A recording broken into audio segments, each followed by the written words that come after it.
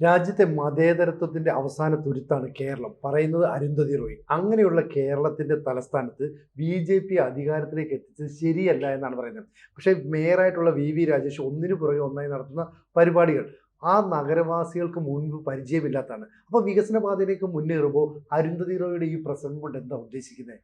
അതായത് അവര് മലയാറ്റൂർ ഫൗണ്ടേഷൻ പുരസ്കാരം സ്വീകരിച്ചുകൊണ്ട് തിരുവനന്തപുരത്ത് സ്റ്റേറ്റ് സെൻട്രൽ ലൈബ്രറിയിൽ നടത്തിയ പ്രഭാഷണത്തിൽ ഇങ്ങനെ പറഞ്ഞു എന്നാണ് പത്രങ്ങളൊക്കെ റിപ്പോർട്ട് ചെയ്തിരിക്കുന്നത്. അപ്പോൾ അയ്മനം അരുന്ധതി പറഞ്ഞത് എന്താണെന്ന് വെച്ച് കഴിഞ്ഞാൽ, കേരളം ഇതിൻ്റെ അവശേഷിക്കുന്ന തുരുത്ത് ആണ്, മതേതരത്വത്തിൻ്റെയും നന്മയുടെ ഒക്കെ. അപ്പോൾ രാഷ്ട്രീയ സാംസ്കാരിക പൈതൃകം കേരളത്തിൻ്റെ ഈ രാഷ്ട്രീയ സാംസ്കാരിക പൈതൃകം ഉണ്ടല്ലോ എന്ന് പറഞ്ഞാൽ ഇടതുപക്ഷ പൈതൃകം ആണല്ലോ, എന്ന് പറഞ്ഞാൽ ഇറക്കുമതി പൈതൃകം, ഇത് സംരക്ഷിക്കണം എന്നാണ് അയ്മനം അരുന്ധതി പറഞ്ഞിരിക്കുന്നത്. അവരുടെ വാചകം ഇതാണ്: നമുക്ക് നമ്മുടേതായ ബുദ്ധിശക്തിയും സംസ്കാരവും ഉണ്ട്. തിരുവനന്തപുരം കോർപ്പറേഷൻ തിരഞ്ഞെടുപ്പിൽ BJPക്കുണ്ടായ മുന്നേറ്റം ഖേദകരമാണ്. അത്തരമൊരു മാറ്റം സംഭവിക്കാൻ പാടില്ലായിരുന്നു. ഇവിടെ നിന്നാണ് പോരാട്ടം തുടങ്ങേണ്ടത്. ഇത് കേരളത്തിൽ നിന്നേ തുടങ്ങേണ്ടത്. 5 വർഷം കൂടുമ്പോൾ സാധാരണഗതിയിൽ ഭരണമൊക്കെ മാറാറുണ്ട്, ജനാധിപത്യത്തിൽ അങ്ങനെ സംഭവിക്കാറുണ്ട്. പക്ഷേ ഡൽഹി ഭരിക്കുന്ന രാഷ്ട്രീയത്തിന് ഇടം നമ്മൾ നൽകാൻ പാടില്ല. ഇതാണ് അവർ പറഞ്ഞിരിക്കുന്നത്. ഇത് ജനാധിപത്യത്തിന് നേരെ അയ്മനം അരുന്ധതി നടത്തിയ പുച്ഛമായിട്ടാണ് ഞാൻ കരുതുന്നത്. കാരണം ആരാ ജയിപ്പിക്കുന്നത് തെരഞ്ഞെടുപ്പിൽ? ആരാ വോട്ട് ചെയ്യുന്നത്? ജനങ്ങൾ, സാധാരണ ജനങ്ങളാണ്, സാധാരണ മനുഷ്യരാണ്. ഇവർക്ക് പുസ്തകം എഴുതി കാശുണ്ടാക്കിയാൽ മതിയല്ലോ, സോറോസ് പൈസ കൊടുത്തോളൂ. ജനാധിപത്യത്തിന് പരമപുച്ഛം.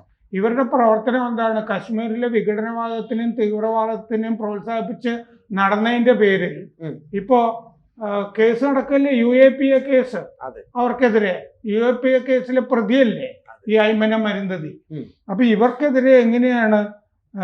ഇവരുടെ അമ്മ സുറിയാനി ക്രിസ്ത്യാനിയാണ്, മേരി റോയ്. അച്ഛൻ രാജീവ് റോയ് ഒരു ടി എസ്റ്റേറ്റ് മാനേജർ ആയിരുന്നു, ബ്രഹ്മസമാജത്തിൽ ഉണ്ടായിരുന്ന ആളാണ്. അപ്പൊ അദ്ദേഹത്തിന് ജാതി മതമൊന്നുമില്ല എന്നാണ് ഇവർ പറഞ്ഞുകൊണ്ടിരിക്കുന്നത്. ബ്രാഹ്മണ കുടുംബം ആണ് രാജീവ് റോയ് എന്ന് പറഞ്ഞാൽ പ്രണോയ് റോയുടെയൊക്കെ ഒരു ബന്ധുവായിട്ട് വരും. അപ്പോൾ അമ്മ മെറ്റൽ ബോക്സിൽ അവിടെ ടീച്ചറായിരുന്നു എന്ന് തോന്നുന്നു. ഇവിടെ വന്നിട്ട് പള്ളിക്കൂടമൊക്കെ സ്ഥാപിച്ചല്ലോ. നമ്മൾ ഈ പുസ്തകം വന്നപ്പോഴേ ഒരു ചർച്ച നമ്മൾ നടത്തിയിരുന്നില്ലേ, അപ്പുറത്തെ അയൽക്കാരനെ പറ്റിയൊക്കെ ഇവര് ജാതി പറഞ്ഞ് പുച്ഛിക്കുകയൊക്കെ ചെയ്യുന്നത് അല്ലേ, മേരി റോയ്. അതൊക്കെ ഇതിൻ്റെ അകത്ത് എഴുതിയിട്ടില്ലേ? ഇങ്ങനത്തെ ഒരു പശ്ചാത്തലത്തിലാണ് ഈ അയ്മനം അരുന്ധതി വളർന്നു വന്നത് എന്നുള്ളത് ആ പുസ്തകം വെച്ചിട്ട് നമ്മൾ നേരത്തെ പറഞ്ഞിരുന്നതാണ്. അപ്പോൾ ഇവരുടെ ഈ കേസ് എന്താണ്? ഇവർക്കെതിരെയുള്ള എന്തുകൊണ്ട് UAPA കേസെടുത്തു? അതായത് Delhi lieutenant governor VK Saxena അനുമതി കൊടുത്തിട്ടാണ് ഈ UAPA കേസെടുത്തിരിക്കുന്നത്. അത് 14 കൊല്ലത്തിന് ശേഷം ആണ് അതിന് അനുവാദം കൊടുത്തത്. 2010 ആണ് ഇവര് ഈ കശ്മീർ വിഘടനവാദത്തിനെ അനുകൂലിച്ചിട്ട് ഡൽഹിയിലെ ഒരു സമ്മേളനത്തിൽ പ്രസംഗിക്കുന്നത്.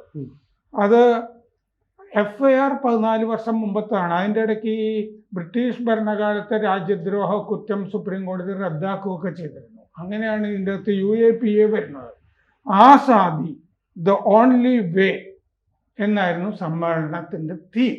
ആസാദി എന്ന് പറഞ്ഞാൽ സ്വാതന്ത്ര്യം. ആർക്ക് സ്വാതന്ത്ര്യം? കശ്മീരിന് സ്വാതന്ത്ര്യം എന്ന് പറഞ്ഞാൽ കശ്മീർ ഇന്ത്യയിൽ നിന്ന് വിഘടിച്ചു പോകണം എന്ന് പറഞ്ഞ് വിളിച്ചൊരു സമ്മേളനം. അതിൽ ഇവർ പറഞ്ഞ വാചകങ്ങൾ ഇതാണ്: Kashmir has never been an integral part of India. It is a historical fact. Even the Indian government has accepted this.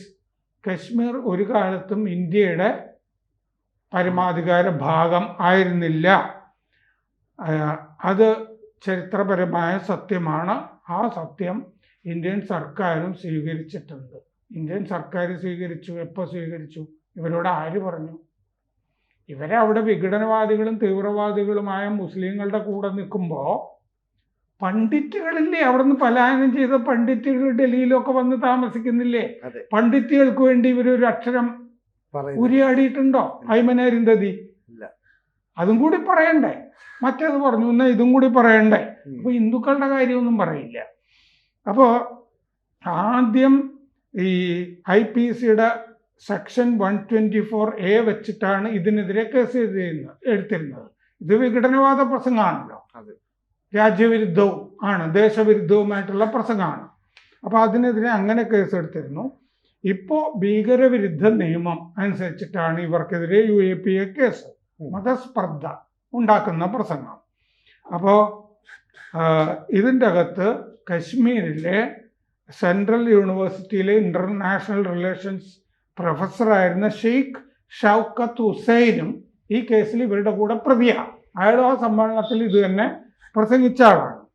അപ്പോൾ CNN 2022 CNN op-ed പേജിൽ അയ്മൻ അരുന്ധതി എഴുതിയിരുന്നു, BJP ഈ അമേരിക്കയിൽ ജനുവരി 6 നടന്ന ക്യാപിറ്റോൾ കലാപകാരികളെ പോലെയാണ് BJP.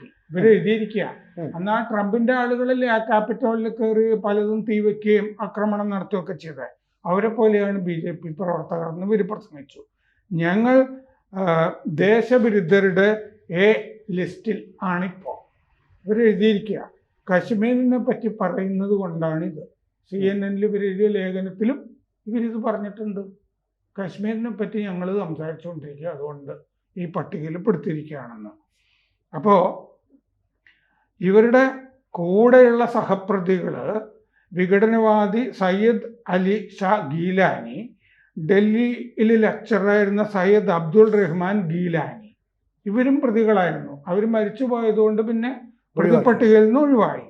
2010 ഒക്ടോബറിൽ ആയിരുന്നു ഈ സമ്മേളനം ഡൽഹിയിൽ നടന്നത്.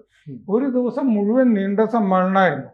Committee for the release of political prisoners, രാഷ്ട്രീയ തടവുകാരുടെ വിട്ടയക്കാനുള്ള സമിതി എന്ന് പറഞ്ഞൊരു തട്ടിക്കൂട്ട് സമിതി ഉണ്ടാക്കിയിട്ടാണ് സമ്മേളനം നടത്തിയത്.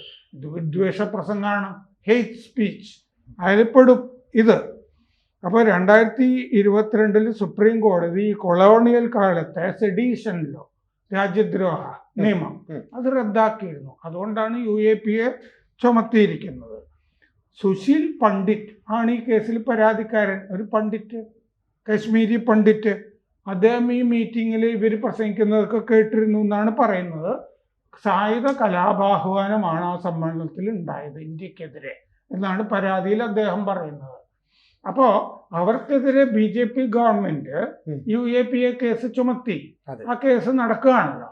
അപ്പോൾ ഇവർ സ്വാഭാവികമായും BJPക്കെതിരാണ്. അപ്പൊ BJP എവിടെ മേയർ വന്നാലും, തിരുവനന്തപുരം ആയാലും കൊള്ളാം, ഇനി രേഖാ ശർമ്മ മറ്റേ ഡൽഹിയിൽ മുഖ്യമന്ത്രി ആയാലും കൊള്ളാം, ഈ ജനങ്ങൾ തെരഞ്ഞെടുക്കുന്നതാണെന്നേ. ഇന്ന് ഇന്ത്യ ടുഡേ സർവേയിൽ തന്നെ കാണുന്നത് ഇവിടെയും BJP വളരെ കാണുന്നില്ലേ? BJPക്ക് വോട്ട് കൂടുന്നു, ജനങ്ങളാണെന്ന് വോട്ട് ചെയ്യുന്നത്. വോട്ട് ചെയ്യുന്നത് എന്താന്ന് വെച്ചാൽ BJPയുടെ നല്ല രാഷ്ട്രീയ നയങ്ങൾക്ക്, ദേശാനുകൂല നയങ്ങൾക്കുള്ള വോട്ടാണത്. ഇവര് ദേശവിരുദ്ധ നയമാണ് പ്രസംഗിച്ചുകൊണ്ടിരിക്കുന്നത്, എഴുതിക്കൊണ്ടിരിക്കുന്നത്. ആകെ എഴുതിയിരിക്കുന്നത് ഒരു നോവലല്ലേ. ആ നോവൽ തന്നെ എനിക്ക് വായിച്ച് മുഴുപ്പിക്കാൻ കഴിഞ്ഞിട്ടില്ല. എത്രയോ മഹത്തായ ഖസാൻസ കേസിനെ പോലെയും മാർക്കേസിനെ പോലെയൊക്കെയുള്ള നല്ല എഴുത്തുകാരുടെയൊക്കെ പുസ്തകം നമ്മൾ വായിക്കുമ്പോൾ ഇത് അതിൻ്റെയൊക്കെ 7 വരുമോ? ഇത് ആളുകൾ ഇത് ഇങ്ങനെ ഹൈപ്പാണ്, ഇതെന്തോ മാത്രം അങ്ങനെ എഴുതാൻ കഴിയുമെങ്കിൽ ഒരു വേറൊരു നോവല് എഴുതില്ലായിരുന്നു. അര നോവലും ഒരു പകുതി ആത്മകഥയും ഇതല്ലേ എഴുതി വെച്ചിരിക്കുന്നത്. എന്നിട്ട് വലിയ എഴുത്തുകാരിയാണെന്നും പറഞ്ഞു കിടക്കുക. ബാക്കി എഴുതിയിരിക്കുന്നത് മുഴുവൻ ഈ ദേശവിരുദ്ധ ലേഖനങ്ങൾ എഴുതി കുത്തിക്കെട്ടി സമാരാക്കിയിരിക്കുന്നു. അല്ലാതെ അയ്മൻ അരുന്ധതി വലിയ എഴുത്തുകാരിയാണ്. ഇത് ഇങ്ങനെ കുറെ ആളുകൾ ഇങ്ങനെ കൊട്ടിക്കൊഴിച്ച് നടക്കുന്നു എന്നല്ലാതെ BJP അധികാരത്തിൽ വന്നാലും, കോൺഗ്രസ് അധികാരത്തിൽ വന്നാലും, ഇവിടെ CPM അധികാരത്തിൽ വന്നാലും ജനങ്ങൾ വോട്ട് ചെയ്തത് കൊണ്ടാണ്. ജനങ്ങൾ എന്താണോ ചെയ്തത് ജനങ്ങളെ ആദരിക്കണം.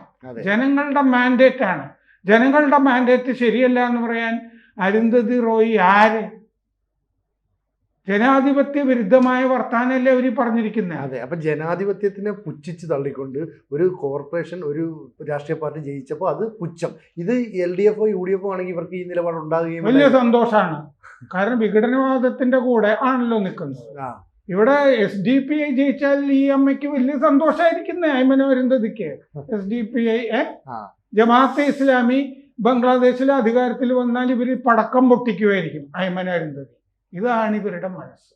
കൂടുതൽ വാർത്തകളും വിശേഷങ്ങളും നിങ്ങളിലേക്ക് എത്താൻ ABC മലയാളം സബ്സ്ക്രൈബ് ചെയ്യുക, ബെൽ ബട്ടണും അമർത്തുക.